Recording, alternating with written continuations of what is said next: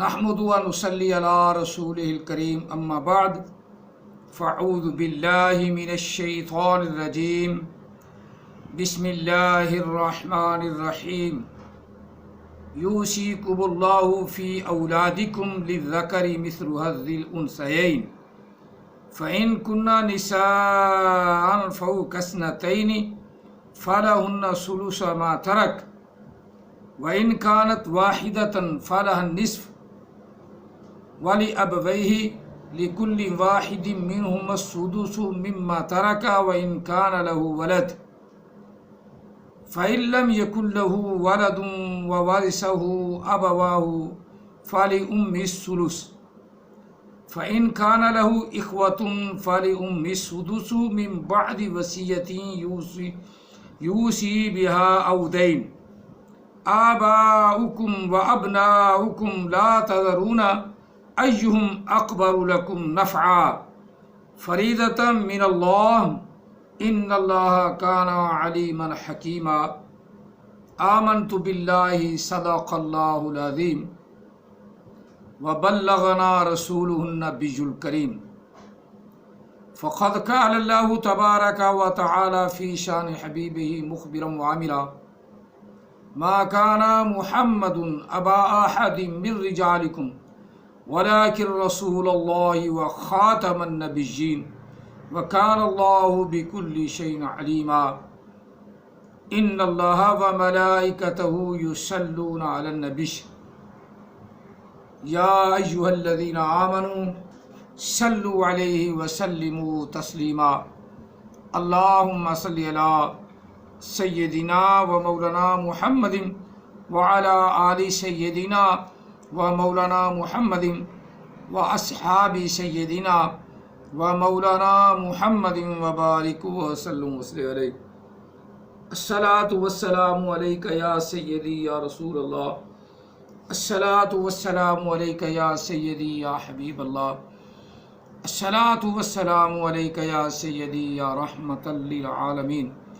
وعلى آلك وأصحابك يا سيدي يا محمد رسول الله صلى الله عليه وسلم لبيك لبيك لبيك يا رسول الله صلى الله عليه وسلم.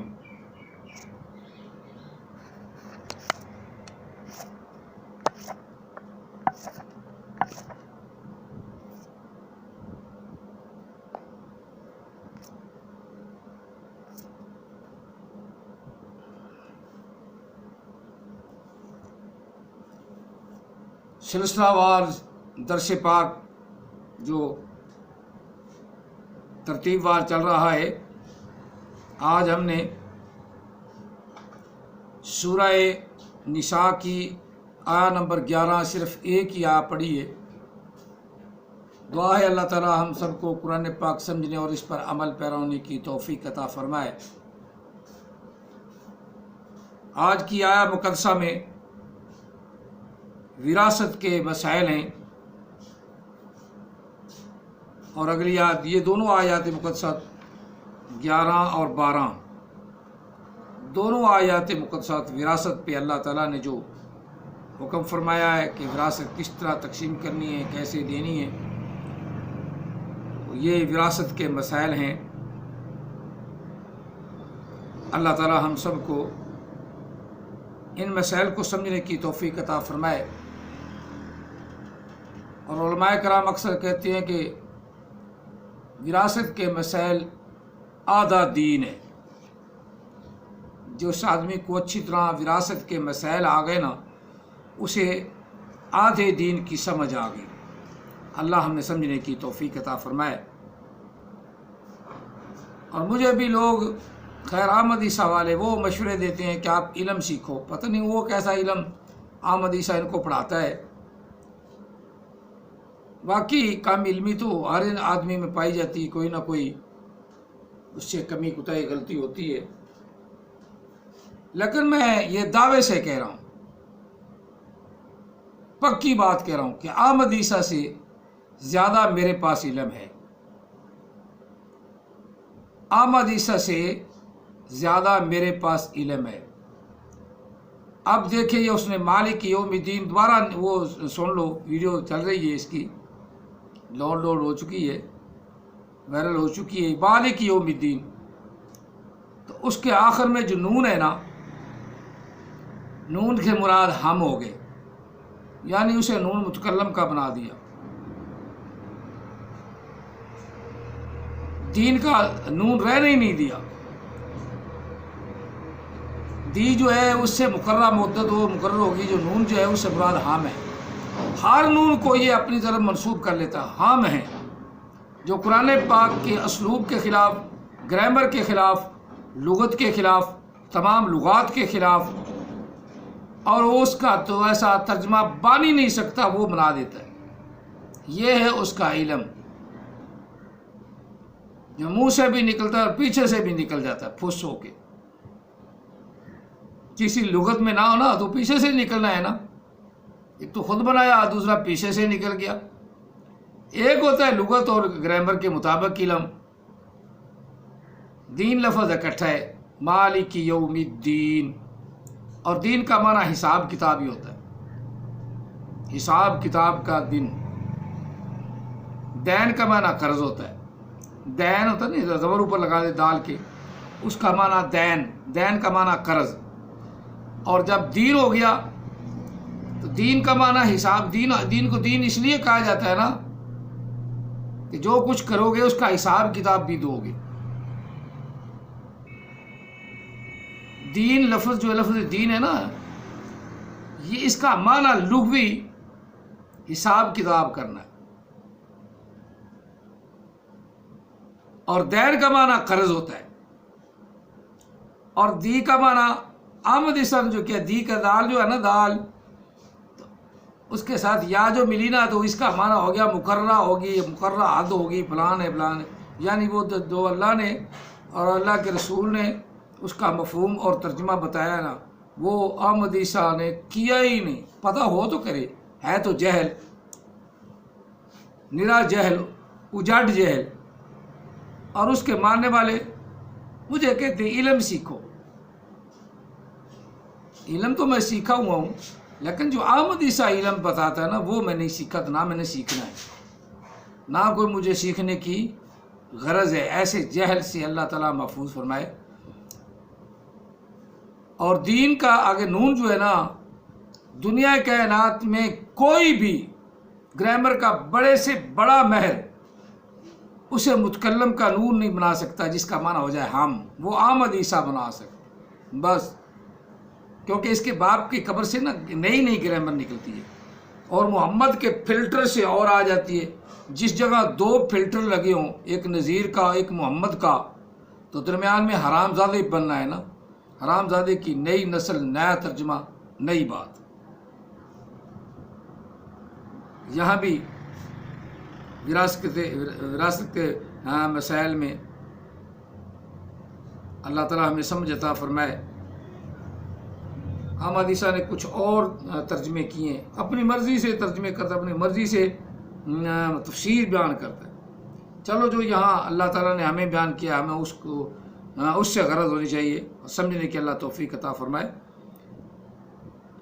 اب ترجمہ کر لیتے ہیں۔ اللہ کے نام سے شروع جو بڑا مہربان نہایت رحم والا ہے۔ یوصیکم اللہ فی اولادکم، اللہ تمہیں وصیت کرتا ہے تمہاری اولاد کے بارے میں۔ للذکر مثل حظ الانثیین، اور مذکر کے لیے حصہ ہے مثل حظ الانثیین، دو عورتوں کے برابر، مثل دو عورتوں کے، حظ الانثیین، حظ معنی حصہ، انثیین دو عورتوں کے، مثل دو عورتوں کے حصے کے، یعنی اگر میں ایک مراد کہہ رہا ہوں کہ 3 روپے ہیں نا، 3 روپے اور 2 روپے مرد کو ملیں گے، 1 ملے گا عورت کو، 1 ملے گا عورت کو، یہ ترتیب۔ فَإِن كُنَّا نِسَاءً، اگر زیادہ عورتیں ہوں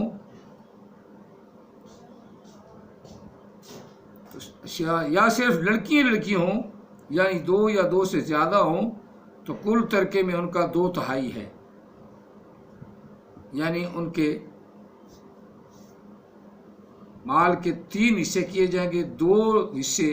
ان لڑکیوں میں تقسیم کیے جائیں گے اور ایک حصہ رشتہ داروں میں، عزیزوں میں۔ اور صرف ایک لڑکی ہو تو ایسی صورت میں کل اثاثہ جو چھوڑا ہے والدہ نے، تو پھر وہ ایک لڑکی آدھے کی وارث ہوگی، فَلَهَا النِّصْفُ، باقی اس کے بھائیوں میں، بہنوں میں، بچوں میں، بھتیجوں میں تقسیم کر دیا جائے گا، آدھے کی وارث لڑکی ہوگی۔ وَلِأَبَوَيْهِ لِكُلِّ وَاحِدٍ مِّنْهُمَا السُّدُسُ، اور والدین کے اس مرنے والے کے والدین کے لیے آدھا لڑکی کو ملے گا اور باقی آدھا والدین میں اور رشتہ داروں میں تقسیم ہوگا۔ اگر والدین ہوں تو وَلِأَبَوَيْهِ لِكُلِّ وَاحِدٍ مِّنْهُمَا السُّدُسُ، تو والدین کے لیے، دونوں میاں بیوی کے لیے، یعنی ماں باپ دونوں کے لیے 6واں حصہ ہے۔ وَمِمَّا تَرَكَ، جو کچھ اس نے چھوڑا ہے،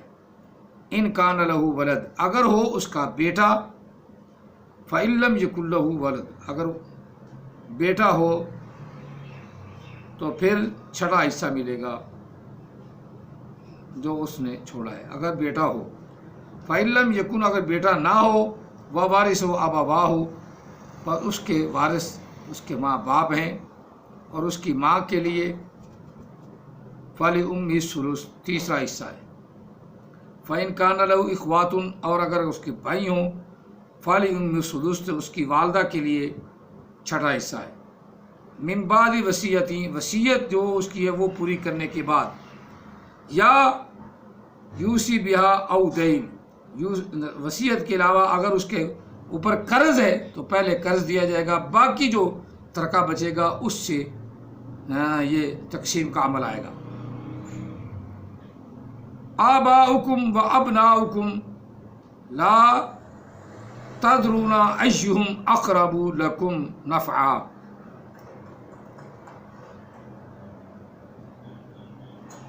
تم کو معلوم نہیں کہ تمہارے باپ دادوں اور بیٹوں پوتوں میں سے فائدے کے لحاظ سے کون تم سے زیادہ قریب ہے، یہ حصے اللہ کے مقرر کیے ہوئے ہیں۔ اس میں دیکھا جائے گا کوئی بچہ نہیں ہے تو پھر اس کا پوتا دیکھا جائے گا، قربت کے لحاظ سے دوتا دیکھا جائے گا۔ یہ جو ان کو حصے بنائے اللہ نے، یہ اللہ تعالیٰ نے مقرر فرمائے ہیں، ہر ایک کو اپنا اپنا حصہ دینا چاہیے۔ فریضۃ من اللہ، اللہ کی طرف سے یہ مقرر ہے۔ ان اللہ کان علیما حکیما، بے شک اللہ تعالیٰ ضرور جاننے والا، حکمت والا ہے۔ وَلَكُمْ نِصْفُ مَا تَرَكَ أَزْوَاجُهُمْ إِن لَّمْ يَكُن لَّهُنَّ وَلَدٌ،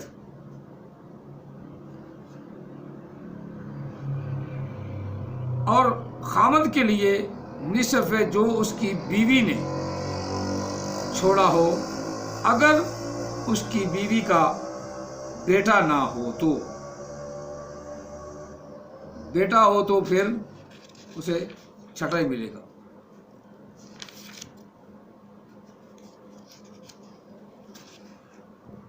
فَإِن كَانَ لَهُنَّ وَلَدٌ فَلَكُمُ الرُّبُعُ مِمَّا تَرَكْنَا، اگر اس کی عورت کا کوئی بیٹا ہے تو اس کے لیے پھر 4واں حصہ ہے، مِمَّا تَرَكْنَا، جو کچھ اس نے چھوڑا ہے، من بعد وصیت کے بعد، یوسینا بہا او دین، یا وصیت کے بعد اس پہ قرض ہے تو قرض دینے کے بعد جو بچے گا اس کا 4واں حصہ اس کے شوہر کو ملے گا، باقی بچہ لے جائے گا۔ وَلَهُنَّ الرُّبُعُ مِمَّا تَرَكْتُمْ إِن لَّمْ يَكُن لَّهُ وَلَدٌ،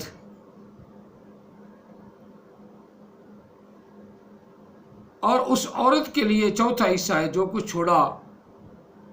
اگر نہ ہو اس کے شوہر کا بیٹا تو پھر وہ بھی چوتھے حصے جائیداد کی وارث ہوگی، اگر بیٹا ہے تو بیٹا ہونے کی صورت میں چھٹے حصے کی۔ وَإِنْ كَانَ لَكُمْ وَلَدٌ، اور اگر والد ہے فَلَهُ النُّصُفُ، پھر وہ 8ویں حصے کی وارث ہوگی، اگر بیٹا ہے تو پھر 8ویں حصے کی وارث ہوگی۔ مما ترکتم، جو کچھ تم نے چھوڑا، من بعد وصیت، وصیت کرنے کے بعد، توصون بہا او دین، یا قرض کی بات ہے، پہلے قرض دو اس کے بعد جو بچے گا وہ اس میں حصے ہوں گے۔ وَإِنْ كَانَ رَجُلٌ يُورَثُ كَلَالَةً أَمْ امْرَأَةٌ وَلَا أَخٌ وَلَا أُخْتٌ، اور اگر اسی طرح آدمی اکیلا ہی ہے، کلالہ ہے یا عورت ہے یا اس کے لیے کوئی بھائی ہے یا اس کے لیے کوئی بہن ہے،